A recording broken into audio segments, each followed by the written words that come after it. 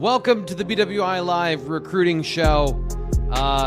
It's going to be an interesting day and an interesting couple of weeks because we actually have some recruiting news to talk about. None of it's really good news, as it hasn't been for a while, but we do have some things to talk about today. And, of course, then we'll talk about Nebraska coming up at the end of the show. As always, my co-host here on Thursday, Sean Fitz, and Ryan Snyder, recruiting reporters for Blue White Illustrated. Gentlemen, welcome to what's going on today in the building's on fire, but everyone is trying to remain calm. Fitz, how's that going? It's going great. Now I'm reading our message board, reading about how awful of a coach I would be, and then I'm realizing they're talking about Pat Fitzgerald. So, which there's a Gerald on the end of his name, not a true Fitz. But no, it's there's a lot of things happening. We just need to be where our feet are right now, T. Frank. And I don't know if you heard that 13 times last night from players, from Terry Smith, but the focus very much on Nebraska. We'll talk about Nebraska, but obviously James Franklin taking the Virginia Tech job. With this being a recruiting show, it's probably the biggest, immediate talking point, right, is to how that's going to affect Penn State, how that's going to affect Penn State's class of 2026, which is already fallen apart and continues to do so. But yeah, there's plenty to talk about. We can figure something out in the next 40 minutes or so. Yeah, Ryan, what's your status? I think there are 11 players in the class currently. Is that correct? Yeah, 11, down to 11. Might as well be down to 2. It feels like, honestly. I mean, with so many of these guys taking visits elsewhere, of course, they're saying I'm still committed to Penn State, but at this point, I don't think you can really expect a whole lot. Just right off the bat, Joe, I saw your question in the chat. I have a question, over under how many of these guys recommit after decommitting if the new coach is hired.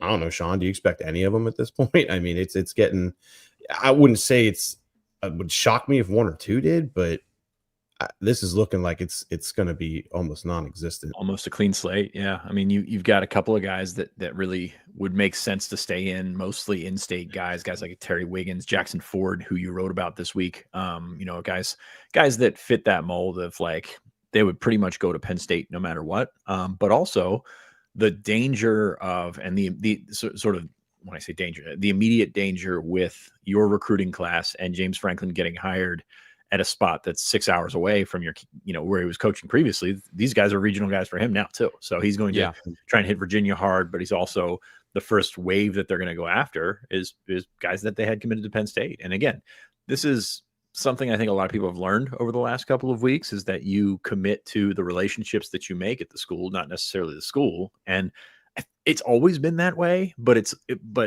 when you're going through a breakup, you tend to blame everything else, and that's come back on these kids don't love Penn State, they love James Franklin. Well, I think they love that combination. Actually, I was talking to Yvonne Kemaju last night after practice, and he was saying that he picked Penn State because of all the things that people always pick Penn State for: the academics, the combination of academics, athletics, but also the staff. That stuff matters to them immensely, because that's where the trust is built and that's where the trust is formed. So you're looking at Penn State probably losing a bunch of these guys, not losing all of them, and not losing all of them to Virginia Tech, as you saw Kevin Brown committed to West Virginia earlier this week.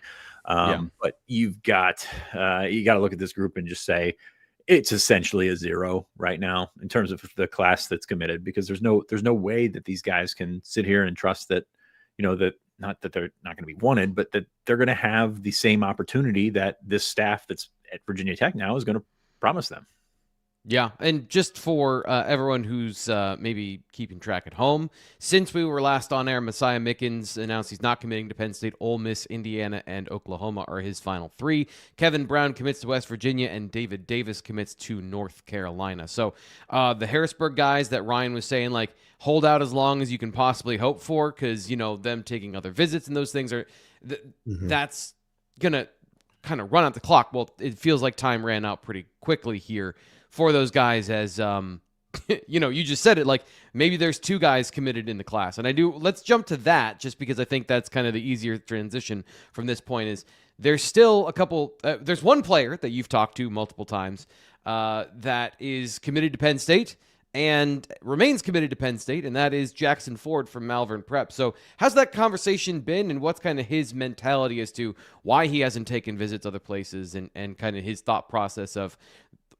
why he's choosing the path he is when everyone else is decidedly doing something different? Yeah, just to clarify too, like Tyson Harley hasn't really opened up at all. We don't know his status. He won't be an early enrollee, so he can take his time. At the same time, he's a very good basketball player and plays at Gonzaga in DC, which is a prominent basketball school. So I'll be curious to see how that impacts him. So I just want to also make it clear that we really don't know his status. And same with Adam McCann-Gibbs, the specialist, although, Sean, we were talking earlier, we expect Franklin to go after him.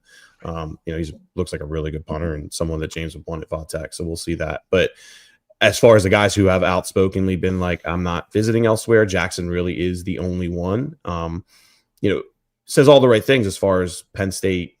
Why did I commit to Penn State? Well, it's obviously has a long history of success. Academics, all those kind of things make a lot of sense. Proximity to home, let's not overlook that either. At the same time, he also made it clear that, Deion Barnes is, long as he's at Penn State, he wants to be at Penn State. Well, is Deion Barnes going to be at Penn State? And that's kind of, I followed up asking about that. And he was honest, saying, obviously if Deion were to go to Virginia Tech or somewhere else, maybe that'll have to give him a reason to look. It doesn't seem like he's incredibly interested in just Va-Tech as it is right now. It's more relationship based than, that's where Franklin's at. Let's go look. So Barnes, I think, is the linchpin. At the same time, he has that Letterman. He is a Letterman. He has produced a lot. You would think maybe they would look at Barnes, but we just don't know. Until there's a head coach and we know who that coach wants to bring with, it's just really hard to say. So I think Jackson Ford's saying all the right things. He wants to stick with Penn State, and you got to honor that and respect that and all those things. But even with him, I'm hesitant to say he's absolutely going to be a Nittany Lion come spring ball, just because it's like a lot of that is based off of Deion Barnes. Yeah, and I think, just by the vibes of the chat, part of the conversation here is, why wouldn't you want to go to Penn State? You want to go to Penn State, the program, but we'll just say this again, Fitz. Just because you want to go to Penn State doesn't mean you can go to Penn State in the future. Like, that is an uncertainty for these players. And even guys who clearly are grew up Penn State fans, this is their preference. A guy like Matt Sieg, they have to make other decisions, or they have to make other opportunities for themselves in case what Ryan just said comes true. And they don't have a spot. They don't fit. The other coach doesn't prioritize whatever. Like that, those are the harsh realities for these kids. And so as much as I think there is that whole the love of the program, the love of the spot, that can be true, but it doesn't necessarily factor into the final decision here. Yeah, we're talking 17 and 18-year-old kids. They can love multiple things. It's not just a monogamous relationship with one school here. We're talking about sort of equal footing programs for some, and then maybe not so much for others. It's been interesting to watch, and we've talked about this before, sort of the tiers that other schools have gone after these prospects. And Matt Sieg was at Notre Dame this week. So that's, that's pretty eye-opening in terms of what his, I guess top level would be. So Notre Dame, Pitt, now Virginia Tech's going to get a visit. So you've got guys that have certainly those options. Tavian Branch decommitted earlier this week. I think Auburn and Ole Miss are in there, which is, if we're looking for stability, that's where right where we go, right? Auburn and Ole Miss. Terry Wiggins is interesting to me. Like I mentioned him earlier, because he makes a lot of sense for sticking around for whoever it might be, because that whoever comes in. And by the way, he's now the number one guy in the Rivals composite rankings in Penn State's class, which I guess 24/7 bumped him over this week. So he's a pretty good player. But you're looking at these guys, and you're 3 weeks out from National Signing Day, and you can't two. Stop it. Two. It's 13 days, man. God, I'm not a math guy, am I?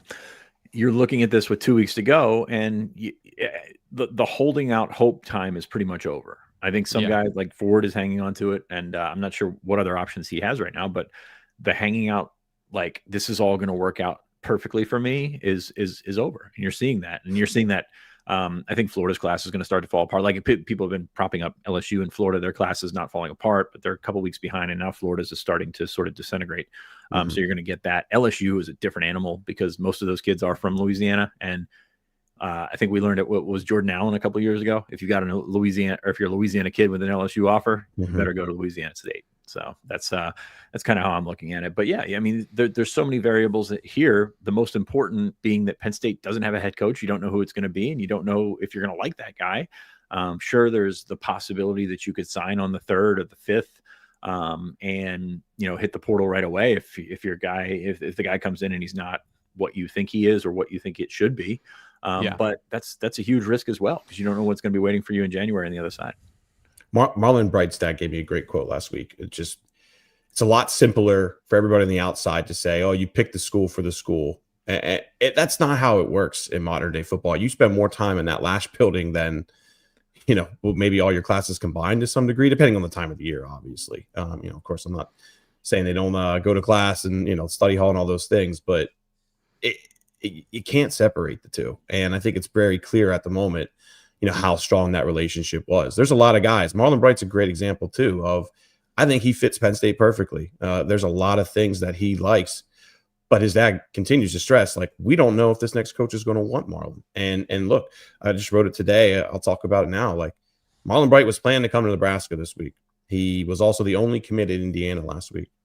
He has to go to Virginia Tech now. He's never been to Virginia Tech, but now because that's open, or because he knows at least who's running the show there, and many expect quite a few assistants to follow, whether Troutwine will be one, time will tell, but he has to go visit and at least look at Virginia Tech. And that stinks because Penn State wanted to get him back on campus one more time. He wanted to be here this weekend as well to support the staff, just like he did for the IU game. But, the circumstances of James being hired now gives them no real choice. They feel like they have to look at that option, and that's what they're going to do this weekend. So yeah, it's almost like his spot at Virginia Tech is more solid, like in stone, than it is at Penn State, which is funny considering he's still committed to Penn State. So, and I say funny as ironic, not like I'm not laughing at any of these kids. This is tough. Yeah. This is a tough situation for them. This is a really tough situation for their parents who, Troy Hune flew out here how many times? Half a dozen? At least 5, at least 6. Yeah. Right. That's a lot of investment into the place that you think that you're going to be. And now he's taking a trip to Blacksburg this weekend and might flip in one weekend. So pretty crazy how all this stuff kind of comes together. And C. Paul King makes a good point. Yes. And I'm not going to argue this in the chat. He says, I really don't think there's any distress over the commits at this point. Just need to wait and see what happens under the new coach. I agree 100%. I mean, like we said, this is a collateral damage type thing, but also it's a recruiting show. So we're gonna talk about these guys, talk about how this is going to come along. But I think it's fascinating to see it all just fall apart. And whether you like the class or not, like there's some really good players in here that are going to end up elsewhere and probably going to end up having good careers. And it's not one of those things where you can just bank on, well, if they don't like it, they're going to portal back to Penn State, because I think that there are connections here, and you're going to see it. I mean, Terry was blunt as he could be last night when he talked about the dangers of James Franklin there. It's that he's going to take our kids. I have that if we want to play that here. I love that. I cut that because it was very pertinent to the discussion today. And I just, here's what he had to say when somebody asked, what are the dangers of James Franklin at Virginia? Well, the immediate threat is to take Penn State players, right? With the uncertainty of the next head coach, the locker room is the most important thing that we can do, is protect the locker room. When it comes to recruits, high school recruits, he has an advantage right now because we don't have a permanent head coach. Apparently, we were recording that in a jet engine facility. Yeah, I was going to say, are you vacuuming next to it? No. But listen, can we talk about this for a second? This is so James. The timing of the hiring, getting ahead of everybody. And I mean that as a compliment. I'm not like, it's a negative. James is, scheming behind the scenes. Like, this is what we know about James. I think you'd agree, Sean, that like he's calculated with this stuff, and he understands getting that 7 to 10 day advantage could be massive. I mean, let's call it what it is. I mean, I'm not saying like on the surface, we're talking about 2026 recruits, right? And his ability to maybe pull some of them away from, the current class. But the thing here that really stands out to me is the fact that he's getting a 10-day advantage on talking to all these agents that he already knows and feeling where some of these guys, they're going to enter, they're not going to enter. Let's call it what it is. I mean, that happens. That's happening everywhere. That's been happening for basically since he was fired. the 10 days he's going to get there. And I don't know if they're going to hire a coach on November 30th, but I would think it's going to come sometime around there or the first week of December. I think is massive for him. And I'm not, at the end of the day, there's going to be a lot of good players who are currently on this roster who are going to go elsewhere. They're going to get money that they can't refuse. But it's going to, I think it's going to help James get a couple players to Va Tech that maybe otherwise, if the hires happen at the same time, doesn't quite happen. I find that fascinating too, Ryan. You say it's going to happen in the next 10 days. That is now excluding a certain tranche of coaches that Penn State is interested in. And that's, I think, telling. I don't know that. I don't know that that's great. I don't know that's great. So I think that date there, like the November 30th date, is a landmark, not necessarily a destination. So like you're driving down 95 and you see the signs for south of the border. That's where we're at right now. Is like you're going to get there and you might stop and you might not. And regardless of whether you do, like you got to work on December. So if you get to December 5th and you don't have a coach, yes, there's going to be purgatory between then and December 20th or whatever those playoff games are. Because if you're going to try and hire somebody, if you're going to go that long, it's got to essentially be somebody from the playoff. That is kind of what I'm looking at. You're looking at potential off ramps, but not necessarily like final destination. Like this has to be done by then. I don't think it's smart. Like given where we're at, I mean, there's already been so much leakage here in terms of recruiting, in terms of like guys potentially lining up from the roster to go, well, frankly, to Virginia Tech. But yeah, that is a big advantage right now for James Franklin. And if you think about when he came to Penn State, he came in January and it was still there was still no December signing period at that point. So he had a ramp, 3.5 weeks, something like that to National Signing Day. So he was able to, cobble together his guys that he was bringing and then recruit some more. I mean, Saeed Blacknell was not committed to Vanderbilt. He was just a guy that, Franklin had a really good relationship with, and now all of a sudden he moves closer. So I think you're going to see that with some Virginia guys that were committed elsewhere, not necessarily Penn State, but you're going to see a lot of that in the next couple of weeks. And yeah, I think it's a great hire timing wise by Virginia Tech. And that was a huge reason. I think that last week when you saw like the early talks or whatever, they've been talking for weeks. I mean, this was not a secret, but I think that was Virginia Tech's way of trying to push that one to the line because they have Miami coming in this weekend, because it's going to be a really good opportunity to host recruits. I mean, there was rumors about James coming to senior day at Penn State, and now he's got a job that is contractually obligated to go and recruit Virginia Tech or recruit players to Virginia Tech at Virginia Tech. And that's probably nowhere else he'd rather be, I would guess, just knowing his sort of demented way that he thinks about things. And I say that with all due respect, and knowing that it's a college football coach. Calculated way, especially with this calendar and the way things are folding out. I mean, I don't think it's, again, I'm not saying it's the end of the world for Penn State, but I think those, however long that period goes until the next coach, is money for James. He has a runway here to get his foot in the door. So I want to get to another conversation about this and something that I think you guys will know better than anybody else. But the first thing I want to talk to you about today is your future, and maybe that is here in Happy Valley. If you've thought about moving to State College, you need to buy a house. And I would like to introduce you to Ann Lusk and her team over at Ann Lusk Sotheby International Realty. The purchase or sale of a home is a major life milestone, one that deserves guidance and experience from professionals. Ann Lusk Sotheby's International Realty is known for delivering world-class service backed by trusted names and a commitment to excellence. Or if we have a conversation later today with Sean Callahan of Huskers Online. He's staying at an Airbnb near the stadium. He's very excited about that. And we were talking about houses, and I said, careful, don't tell me too much about Airbnbs, because after trying to buy a house here a couple years ago, and everything's an Airbnb rental, got a little heated under the collar. But I can tell you that if you are that person, like dispassionate, forget what I have to say about the situation, there's some great opportunities here. I used to live in Gerald Street, by the way. This is an endorsement of the town area. Gerald Street's an awesome place if you're watching on the YouTube channel. There's a house I'm showing you on the screen. I love looking at this stuff. I remember this house, seeing it inside for the first time. I'm super nosy. So a lot of these split levels that have been upscaled. This one looks like they went with the farmhouse style, or they painted the bricks or whatever. Even just like looking at the inside of houses houses and what people do with their interior design choices, check out her website, annlusk.com.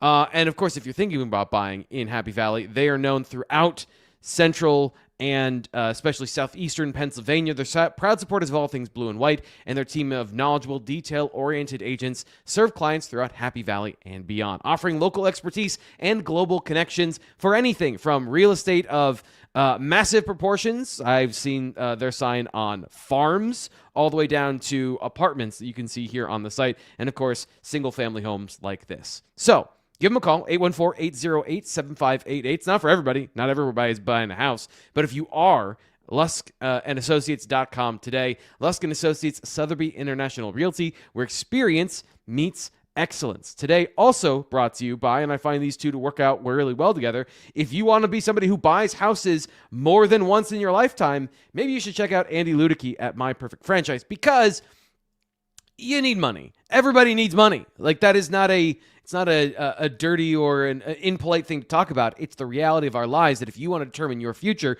you need a big old stack of cash. And if you want to leave the corporate rat race for the American dream, Andy can help you do that. If you're looking for a side hustle while working your current job to get out of debt, to make sure that you have the next phase lined up, you're a grinder and you just want a little bit extra money in your pocket. Maybe you want to diversify, build wealth, or leave a legacy. There's all kinds of different franchises you can buy into with different levels of management. He can get you into something that's very hands-off. If you've got the money to buy something, let somebody else run it. He can help you buy a small business as well with one of his other businesses. But the main thing is he's been doing this for almost a decade. So he knows the ins and outs of buying franchises, and he knows the whole process, and he'll explain it to you and be with you from beginning, inception conversation of, hey, what do you know how to do? What do you like to do? And what are you looking for? All the way into, here's what this means in this clause. This paperwork says this. Don't get fooled by that because X, Y, and Z will happen, blah, blah, blah. He's got it all figured out. So give him a call at 404-973-9901 or Andy at myperfectfranchise.net to get in contact and get on his schedule. Andy at myperfectfranchise.net, or you can check him out actually on the Blue White Illustrated message board, because he is like you. He is a Penn State fan, or he is a recruiting fan. I do that every time. We're here on a Penn State recruiting show.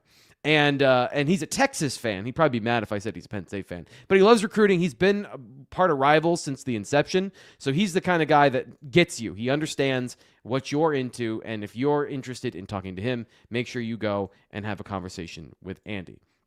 Okay, so the next thing I wanted to talk about is we announced this yesterday as a part of the show, but 6 off-field staffers have made their way over to Virginia Tech, or at least they're no longer listed on the Penn State staff directory.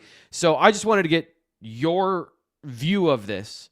You know what these jobs are and what they do better than probably anybody else. So the 6 staffers, what is the impact of losing these people right now on the team? And obviously, long term, they were probably going to have a different job no matter what. But what is the short term implication of Terry Smith saying, like, now we've got to fill those jobs with other people? What were they doing for Penn State, Ryan? Ryan, you're muted. My fault. It's actually 9 now. So there's more coming. I would expect. I mean, Caleb Tyler is no longer on the directory. He was in charge of recruiting content. You know, all these guys are going to take official visits, so they're going to want him down there probably Raw Tech this weekend, taking photos, videos, all those kind of things that can go along with official visits. And also Carson Keeler, who was kind of overseeing logistics as far as visits and all that. That happened as well. So, but the main ones, obviously, Kevin Threlkill, Andy Frank, Aeneas Hawkins, Rashad Elby, Chris Mann, and Brent Arnold. Which are all interesting. I mean, obviously, Kevin Threlkill has been James's kind of like vice president for a long time. Him and Andy are kind of 1A and 1B. Is that kind of fair to say, Sean, as far as the way the pyramid would work there? Andy kind of oversaw a lot of. Both came from Vanderbilt. I mean, they've been here for the long haul.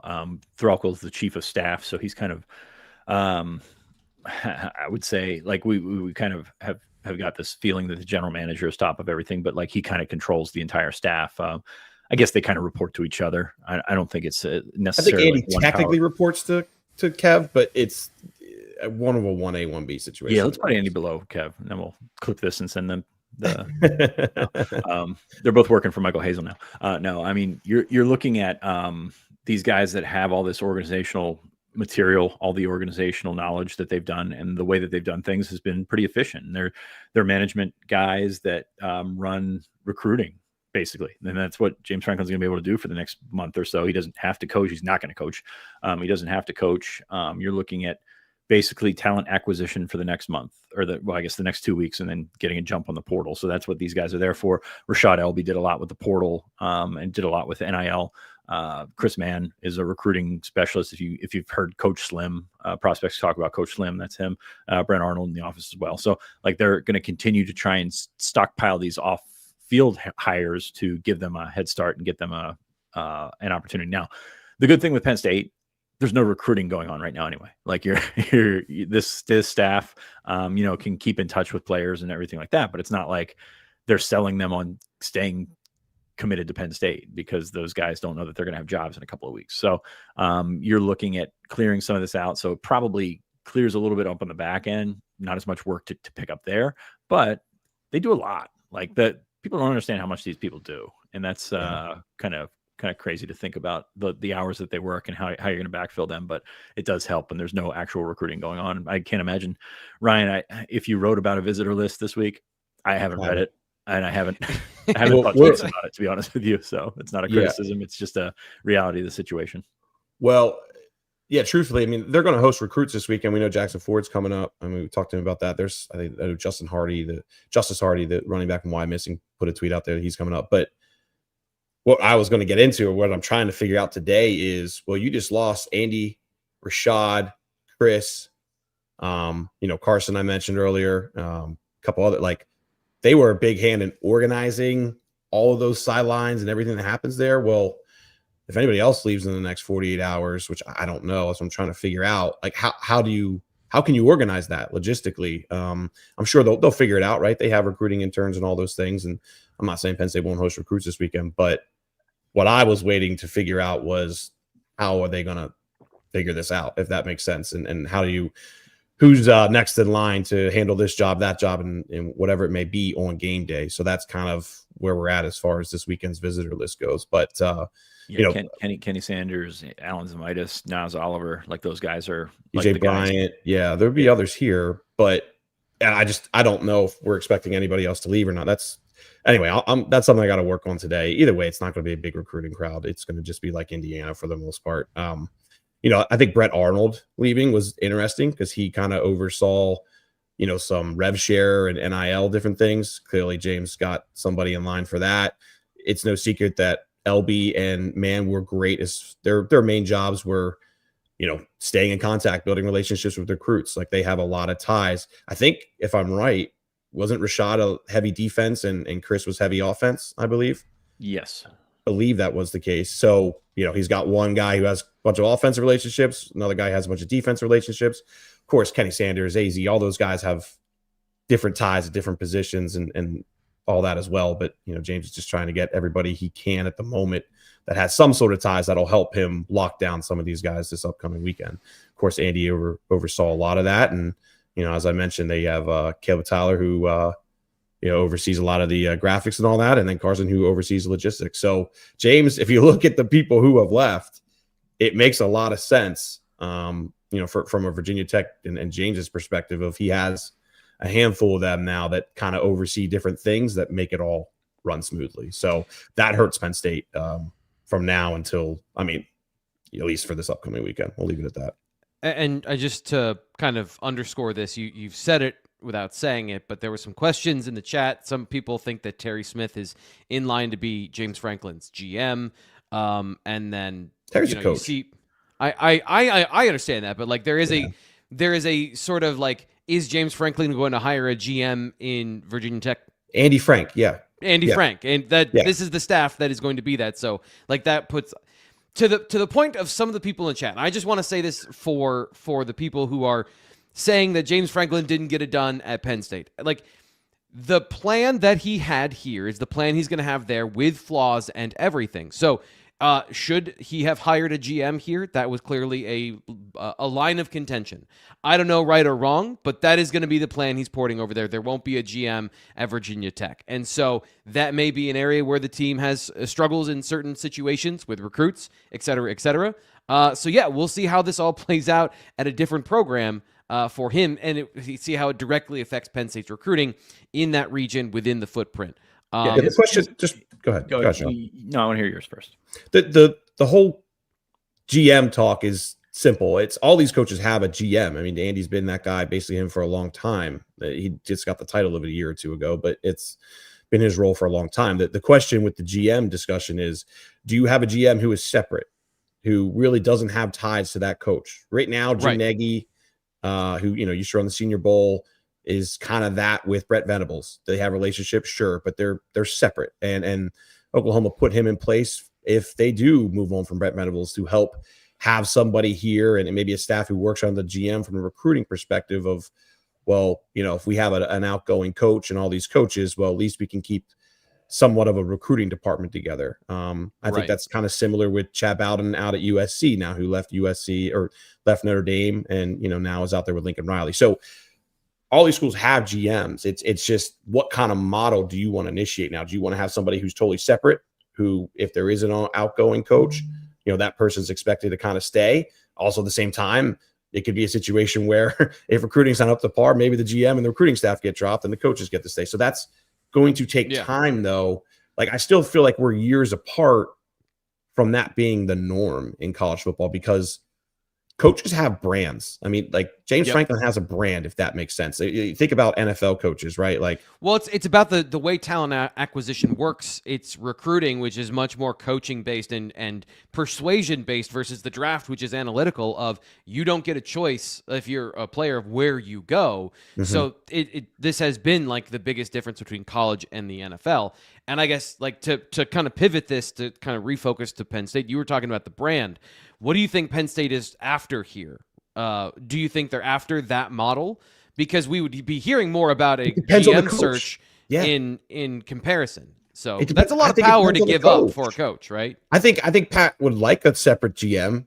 I think we'd agree with that. I mean, but I just think, like, when you're trying to woo a coach to come coach your school, just like Virginia Tech just did with James, it's hard for that search committee or AD or whatever you want to call it to be like, well, actually, we're not going to let you do that.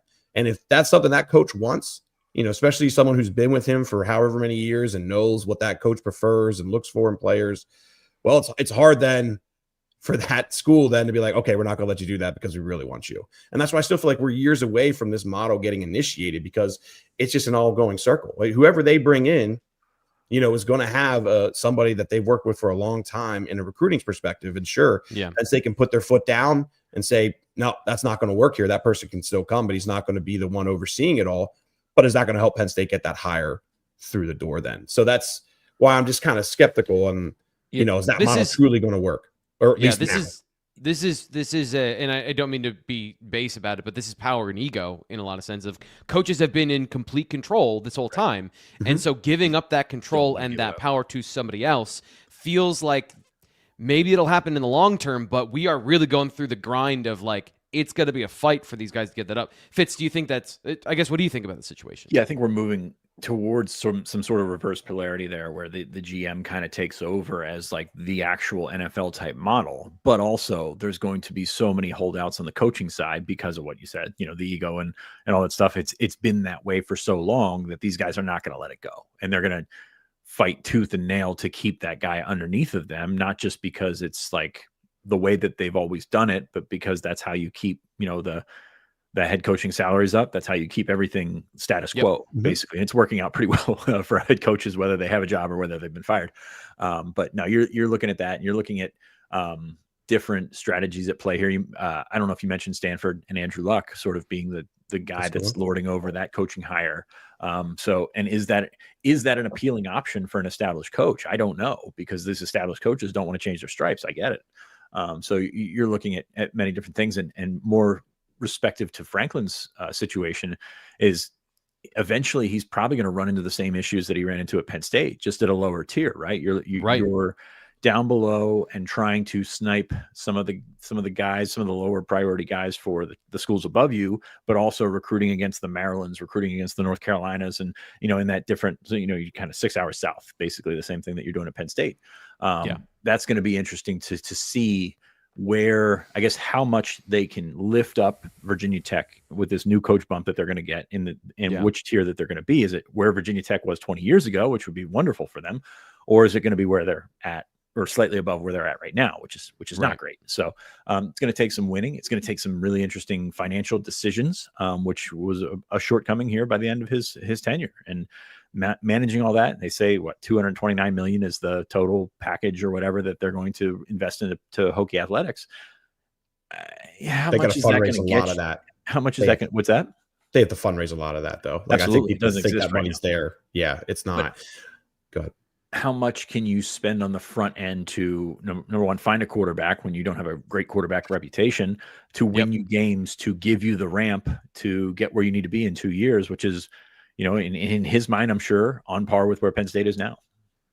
Last few things I'm going to talk about with James, and let's move on. But one, I do think his model works better at Virginia Tech than it will at Penn State, because at the end of the day, Penn State fans and expectations are to get elite recruits, and elite recruits are the ones that are taking the big, getting big chunks of money over the vast majority of their other class. So again, I know it's a smaller pool, Sean, but I think his model, I think it will work better at Virginia Tech than it worked here. At least what we've seen especially this past summer. I mean, we really have seen with RevShare now that some of these prize recruits are demanding silly money, and sure, that will keep him from getting those prize recruits, and maybe it'll help Penn State down the road. But what James has always been really good at and his whole staff has been scouting and finding those kind of under the radar guys who check 7 of the 10 boxes. Going to need some time to develop. I always kind of talk about prospects 150 to 500 range, right? Like that. Penn State has made a living on that. And that's where I think at Virginia Tech, they can still do that to some degree. Obviously, again, they're not going to be that plan A kind of school that Penn State was, but I just think his model and the way he goes about things just will work better at a VOD Tech than it will at a Penn State. So, we'll see where that goes.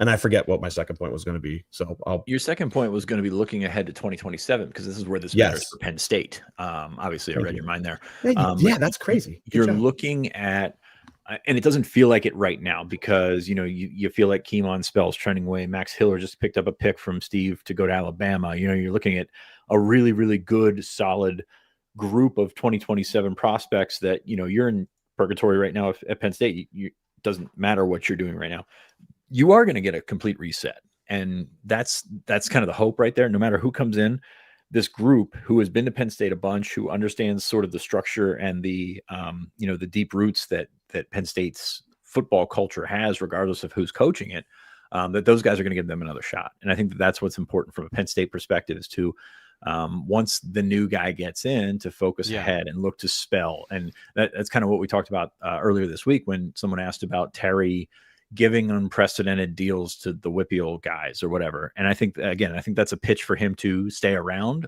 particularly in the head coaching job, because he does want the head coaching job, even though we don't think he's going to get it. But that's his way of like, this is what I would do. And that's really the path forward. If you're looking to sort of circle the wagons, if you're Penn State, because that guy that just worked here is now 6 hours away, which is not far at all. It's like right on the edge of your the radius that we always talk about, where your typical recruiting grounds are. How does that sort of how does that play into what you're trying to do next? And the way that they're going to have to do that is by establishing themselves in 2027. Keeping Terry would be a big step forward, but it's not a guarantee, because James is going to want him at Virginia Tech.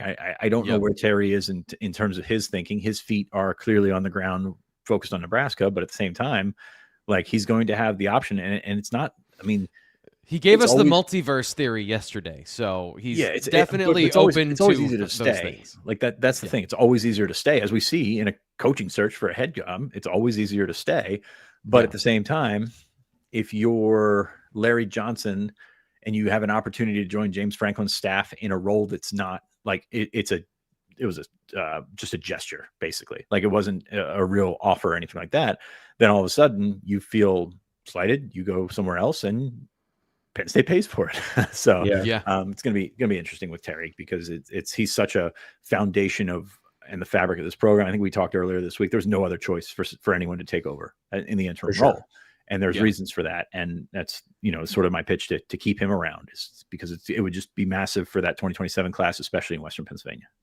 Yeah, and for the traditional strengths and retaining some of the things that I think Penn State fans think that the Penn State brand and all those things are built off of, legacy, and they're also built off the internal workings that have been there for 12 years now. So keeping as many of those that make sense is obviously smart. And one last thing before we move on to our Nebraska preview is, like, people make the joke, and I find it flattering but also insane, like, T. Frank, you should be the offensive coordinator, blah, blah, blah. We need to stop those, because if you're going to make those jokes now, just say, T. Frank, you should be the GM. That is, I'll be interested in that job as opposed to being a coach. That's being a coach. Like, there is a true level of psychosis. You need to be a good coach. Can I have one thing before we move on? I don't have quite that much. Yeah. One more interesting than what I was saying. I think, like, 2027 is going to be incredibly interesting for so many reasons, because PA is very talented and all that. I wouldn't be shocked if we see James have some very good momentum in 2027. It's really about long term. Is Penn State's financial might going to end up being the difference there? And I think probably it should be, or at least that's the way Pat Kraft wants it to be. Right. But 2027 is going to be very interesting because of just who knows who Penn State's going to hire.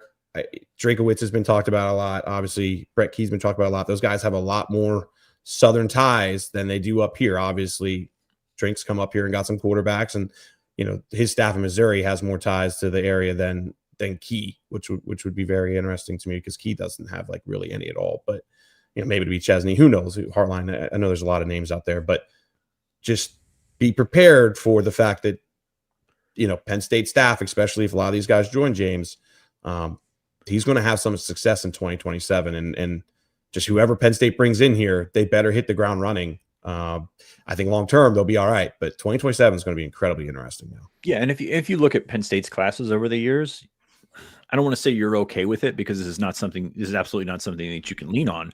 Penn State had some really, really good early classes, and really, remember writing about Shane Simmons and Miles Sanders having Penn State with the top class in the country, whenever that was, 2015 or 2016. And it might be older than that. Man, that's terrible to think about. But anyway, you're looking at a model that has done well in the early set. And then as we've come along, and we saw that especially in 2026, how this changes during the summer when you're taking those official visits, and how do you stack up Virginia Tech against the tier that you're going against and the tier that you want to or think that you're going to go against. That's what's going to be interesting. And we saw that with Penn State losing out to USC, losing out to Notre Dame, losing out to multiple schools throughout the country of where they thought they were. And then they quickly found out where they actually were. Like, this new staff isn't going to come in and hit 5 stars right off the bat. Like, sorry, T. Frank.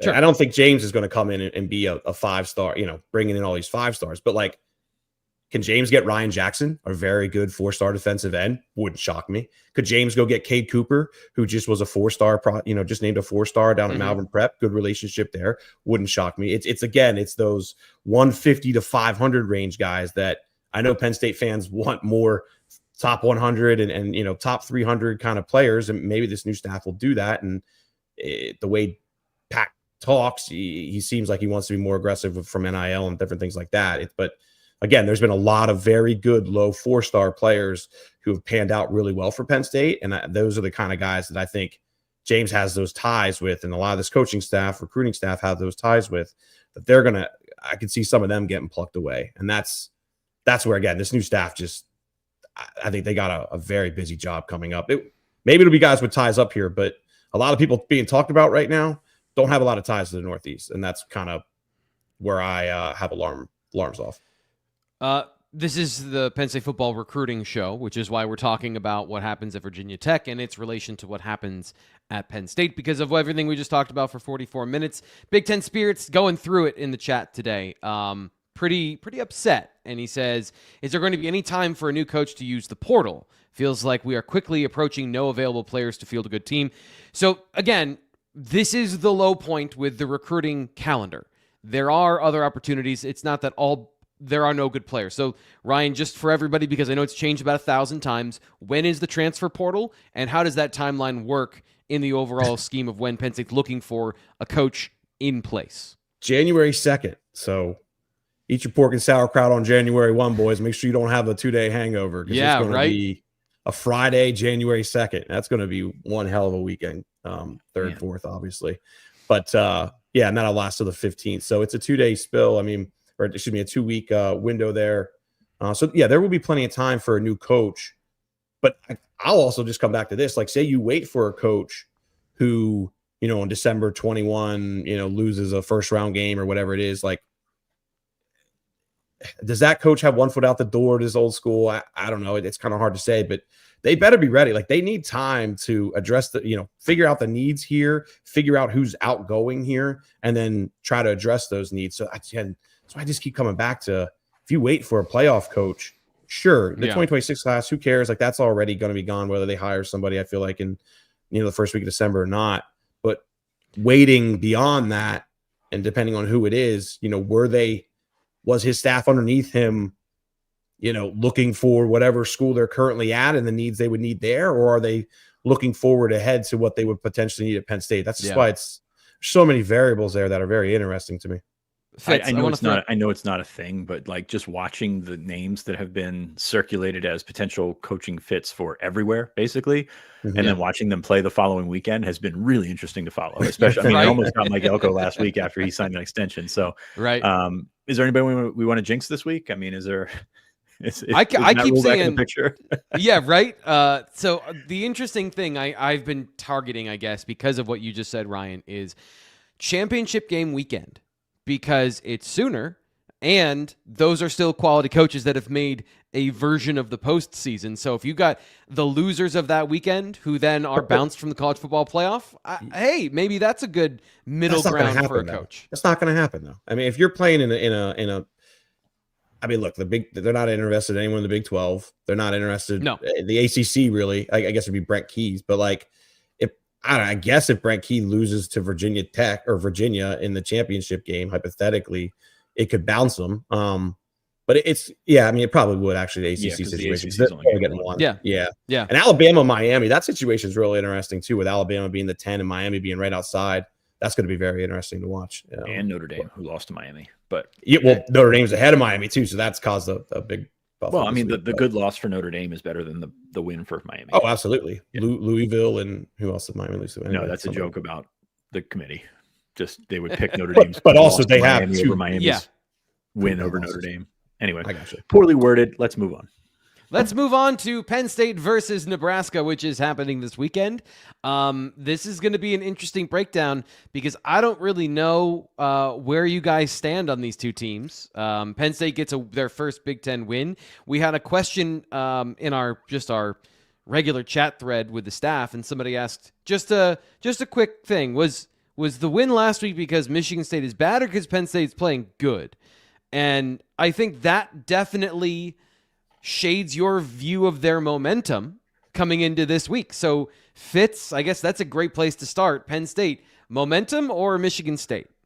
I think Michigan State. I mean, you look outside of the first play. What did they do? You know, there was really not much of a threat whatsoever. And I texted somebody that covers Michigan State after it. I'm like, man, if that's what you got to watch every week. I mean, I feel sorry for myself with this 2025 season, but that was some poor football there. So I would say that. And also I would say, like, Penn State, I think, played better in its 3 previous losses than it did last week against Michigan State, which is actually encouraging because you can still get a win. You know, you didn't say that 5 and 6 games ago. Against Ohio State? I think they did. I mean, outside of Katron just, you know, grinding it up. I mean, I think that they don't get that fumble. I'm probably letting the first half, you know, the halftime score of Ohio State cloud me. Yeah, but like they played better. They played better run defense against Ohio State. That, again, on the other side, was shaded by that final run where they gave up 51 yards. They allowed like 3.8 yards per carry if you don't include that run, and then runs of that. The 3 runs changed the math of the game for the run defense. And also, just for the record, I mean, it was more about Michigan State being bad. I will absolutely say that. As far as then, Penn State was great. I thought Penn State played the last 2 quarters against Indiana were maybe the best we've seen them play. Is that, I don't know, or at least for a while. I don't know. Maybe the final quarter against Oregon. They played actually really pretty decent against Iowa too. Let's give them credit for that game. And I know that's where you were going with that, Sean. But Michigan State's a bad team. But Nebraska is a good team with a good record. But are they an elite team? This is my question here, Ryan. Is it the perception of who they've played that has made everyone think Nebraska isn't a good team? Because as we've just outlined, Penn State isn't a great team. They're not an elite team, so it doesn't take an elite team to beat Penn State. And I guess that's my question about the perception of this game. Having watched the film, like, I was more impressed with Nebraska, thinking they were bad at football based on the kind of the view that everyone held about Nebraska coming into this game, just based on how everyone's talked about them. So, like, where do you see, like, the advantages for Penn State where they are an 8.5-point favorite in this game? Well, so you got to go ahead. Sean, where are you? Right? I mean, that's kind of what you're looking at. Sorry, go ahead, Ryan. No, Latif, I'll be very curious to see how he performs. He did pretty well against UCLA, and Penn State struggled against rushing quarterbacks at times, so that'll be interesting too. But I mean, if you look at the stats, it's pretty simple. Defensively for Nebraska, they are very poor against the run. They've been very good against the pass. I also think that who they've gone against is a major reason why they have those passing stats as it is. It's kind of like SMU last year, where like SMU's rushing defense came into that game and like, man, they're really stout against the run. But then you kind of dig, they played like nobody that was better than like 80th in the country. And it's kind of similar with Nebraska, where, they played a Cincinnati team that's ranked 112 in pass completion. They played Northwestern, Michigan State. They all rank between number 122 and like 90, I believe, in yards per game or something like that. And then Minnesota's number 127 in yards per pass, right? So they've played quite a few teams that just clearly cannot throw the football. And that's, I think, a big reason why Nebraska's pass defense ranks third in the country. They also rank number 119 in allowing 5 yards per rush. So to me, it's obviously Penn State's got to run the ball, no doubt about that. And I'm not at all saying I think Ethan Gronkmeyer is going to throw for 300 yards and multiple touchdowns and all that against this pass defense, but it has to be somewhat of a similar playbook to what I guess we've seen here in recent weeks, where you got to start it on the run. And if you can get them to open up a little bit in the pass game, because I don't know that they're just quite as good as the stats make them seem. But they're not bad. Watching them in terms of they played great against USC. There are voided. Yes, and there are voided zones. There are things that you could take advantage of, but for the most part, like, I actually think, to your point, Ryan, they have not played teams that can really stress them outside of Mekhi Lemon, one individual player, in man coverage. And they play a lot of man coverage, but they also play a lot of zones, and they don't seem to make mistakes in them. Ryan makes a good point, which I was just going to bring up. Nebraska's pass D is bad, and I don't think bad's the right word, but what he's saying here is, but Penn State can't pass. Like you mentioned, they have a freshman quarterback. Penn State has a freshman quarterback. They also struggle to pass. So, Fitz, where's the advantage for Penn State? Is it truly Katron Allen and the run game is what's Penn State's advantage in this game? Same formula as it has been the last couple of weeks is run that ball as much as you possibly can and run the play action off of it. And we saw it result in a long touchdown last week. I think both of these teams are going to have the same kind of plan. I mean, you look at Nebraska's carries stat, and Emmett Johnson is, leading the Big Ten in rushing. He's one of the best backs in the country. He's got over 200 carries, and the next closest guy, I think, has 17 among the running backs. So, like, it's all him all the time. Emmett Johnson's a great player. Penn State's going to have its hands full because they're going to run right at him. I mean, it's going to be one of those situations where you're looking at a traditional Nebraska-type offense coming in here, and then they're going to do the same thing. They're going to try and set up play action. They're going to try and get Latif comfortable. I'm very curious to know or to see what Jim Knowles does, because he's been very successful bringing pressure off the edge. A lot of that from corners. Zion Tracy's a nickel, just bringing pressure off the edge. But we've looked at Penn State playing non-mobile quarterbacks the last 3 weeks. Those guys were not going to take off and do the things that other quarterbacks that were earlier in the schedule that I can't completely say their name without being, sweating confidence here. They were able to open things up and get when Denai got too far up the field, just take off and fold off inside. What does Knowles do to do that? Because the way to have they fixed the spy situation, right? So can they get pressure and have a spy? Can they dedicate that many resources? I don't even think it's the spy. I think it's like, can you adjust that pressure to get right in his face? Because if young quarterbacks have any issue, it's pressure right in front of them. It's not necessarily the blind side or anything like that. And those things look great. They're wonderful highlights and they can force fumbles and everything like that. But the way to get into the head of the young quarterback is to get in front of him, to get in his line of vision. So he has no idea where he's going. He's got to bounce that outside and try and run to the outside. And if you're running to the outside, you're looping back around, giving your defense time to react to that. So that's what I'm looking instead of just running straight forward. The quarterback run, I don't think the design quarterback run is going to be a big part of this game on either side, because I think, Nebraska, as you mentioned, in a similar situation to Penn State, that they're down on quarterbacks and they don't want to get their guys hurt. So I'm looking at that very heavily with Jim Knowles' pressure in mind, in that, like, this can be a boom or bust type game for that pressure unit. Yeah, I agree with that. I think that's going to be. There is a very fine line between it works really well and it's the same thing we saw early in the year. And I guess that's the instability I see in this game for Penn State. Is Penn State has kind of been the side that's been more unstable in their performance. Nebraska's been pretty stable, good or bad, at what they've done throughout the season. And there's been similar situations if they've had linebacker injuries. And, the longer I watch the defense, the more I think that, again, Ryan, you make a great point. Like, the offenses they faced aren't necessarily exceptional, but they have made it work. And last week's performance against Michigan State, for me, really kind of shook my confidence in the way and the trajectory of the offense. At home, I think that's the hope, that Ethan Grunkmeyer kind of gets back his feet underneath him mentally, because he's a guy that has been decisive and has looked confident at times. But it's very much in like 2 drives this season against Indiana. And so once you get a bead on those things as a defense, you can start to squeeze those areas and things have to evolve.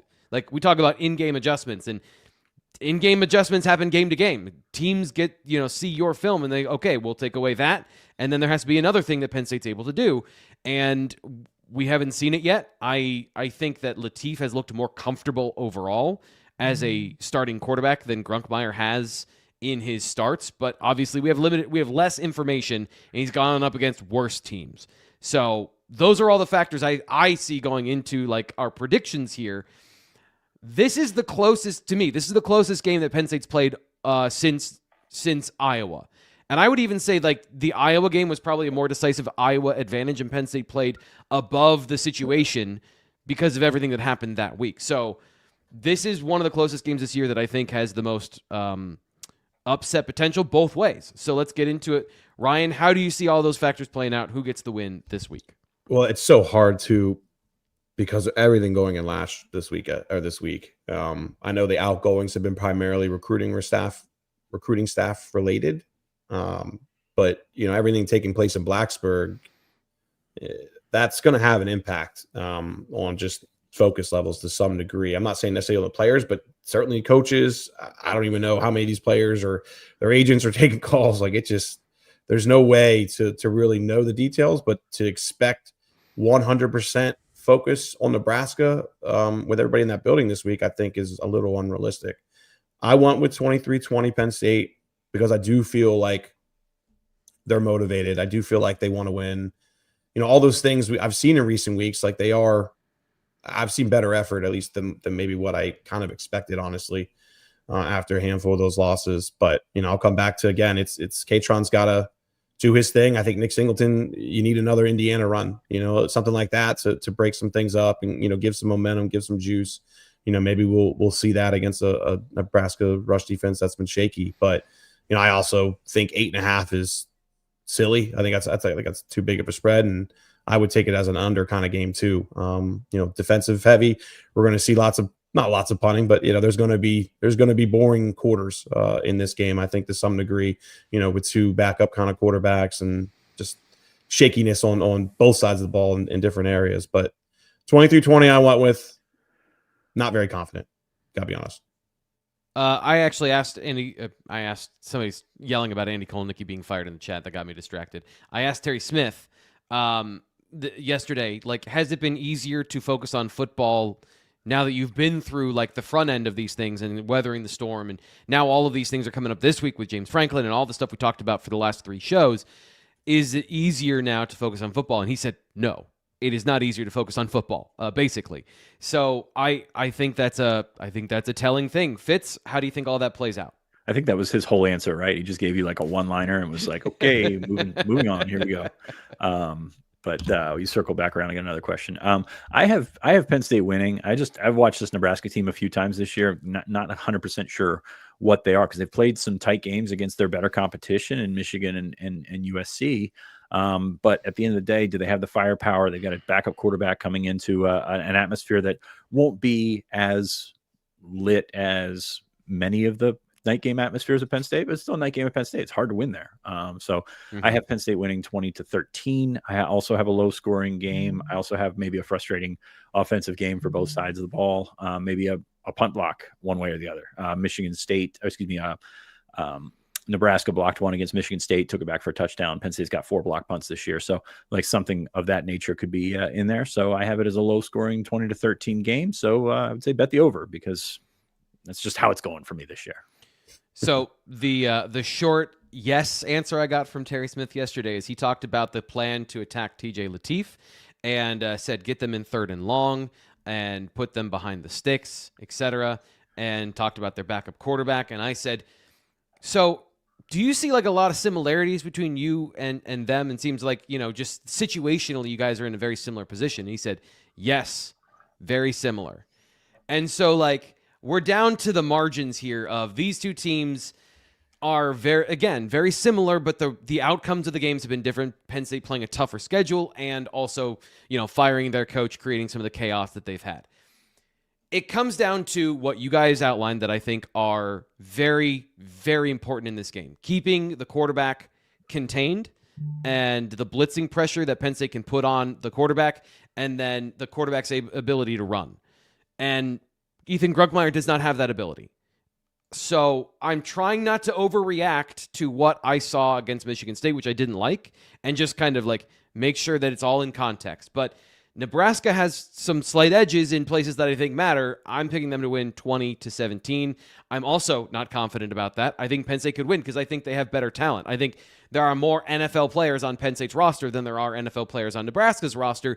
And if Benga Ioane and Drew Shelton just decide that, okay, we're running left all day, then it might be over. And that is an easy way for Penn State to find a way to victory with a defense that is not gap sound. They are not untalented. And Ryan, I think they're better maybe than you're portraying them to be, but they also aren't. And that's the problem for them. So which is it, T. Frank? Kidding. I think that they're going to get enough done, and their run defense has been slightly consistent, and Penn State has not proven that they can keep an athletic quarterback in the pocket in any way, shape, or form, or stop the quarterback run. And until they do, I think that's a kind of an easy out for Nebraska in this game. And Eggman says more Chaz mania. Chaz wasn't at practice on Wednesday. I don't know that he's going to be in this game. So they might not have one of the biggest tools they would need to help contain the quarterback. Anti-fragile. Chaz is actually hurt, guys, for the record. I know a lot of people think he's probably just sitting out, but he is actually hurt. That's all. No one's going to believe you. We've said that multiple times. Tried this. Nobody's going to believe you. Nobody. It doesn't matter. Yeah, people believe what they want to believe. That's fine. If you want to talk about this stuff further, in depth, with a beer in your hand, we're going to be at Anti-Fragile tomorrow afternoon. I'm going to be at Anti-Fragile tomorrow afternoon. Fitz, you showing up? When you ask questions live and I don't have the answers, I don't have my calendar in front of me, but that's fine. We'll try and make it work. I didn't want to speak for you, so I wasn't going to say we will be, but I use the royal we normally because, anyway. I'll be tomorrow at Anti-Fragile if you want to come say hi, hang out, and have a beer. We'll discuss more about Penn State football. And then, of course, if you aren't done even then, the Penn State football tailgate show coming up at 4 p.m. on Saturday outside the Bryce Jordan Center ticket office. We'll be live discussing the game for 90 minutes. And then, of course, we'll have you covered during and after the game on Saturday. Only 2 more of these, so let's enjoy them as much as we can all together. Till the Detroit Bowl, December 26th. Ryan, they gotta win this one first. So we'll see if they get that done. So for Ryan Snyder and Sean Fitz, I'm Thomas Frank Carr. Thank you guys for an awesome show. We'll be back when we're back to talk more about Penn State football. See you then.